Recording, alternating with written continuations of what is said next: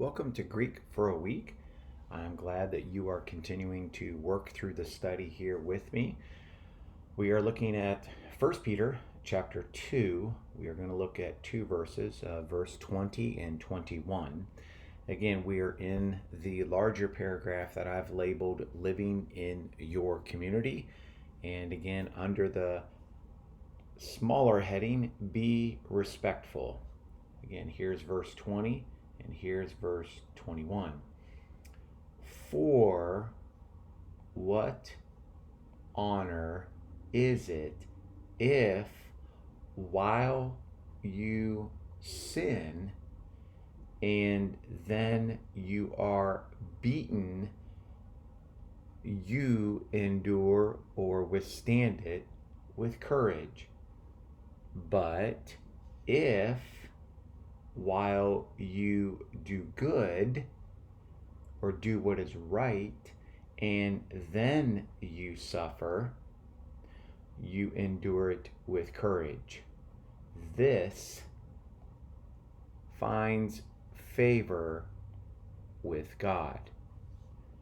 For this purpose you have been called, because Christ also suffered on behalf of you, leaving to you an example in order that you might follow in his footsteps. So as we think through this particular verse and verses, I want to make, again, several notes because there's multiple things taking place. First off, we have agar.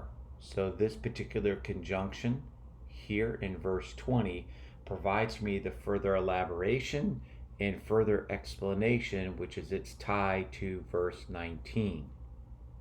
Okay. Then as we move forward, we have several participles. We have a participle here, ha, mar, ta, nantes, present active participle, masculine nominative plural of hamartano. That would be a temporal participle, which is why I used the word while as I was translating. Then the next participle here, this participle that I've put brackets around, kala fa zi manoi. I've put brackets around that because I want to make note of something here. We started this particular phrase with the word which would be a first class condition clause moving that direction. If, while you sin, okay, this participle here, though it's a temporal participle, is the then portion of the clause, if you will. It's the apodosis of the first class condition. This participle here being a present passive participle, masculine nominative plural, and again, that also being a temporal participle. So Peter's trying to express here that if you are sinning and you are beaten, right, you would, in what honor is it for you to endure, to withstand that? But here's the strong contrast.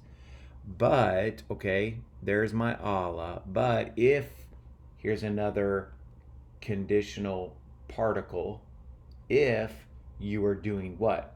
If while you are doing good, agathapoi untes, if you are doing good and then you should, here's your other participle, then you should suffer, and you're able to withstand it with courage, the hupa menete, if you're able to do that, this is gracious, or this finds favor again with God.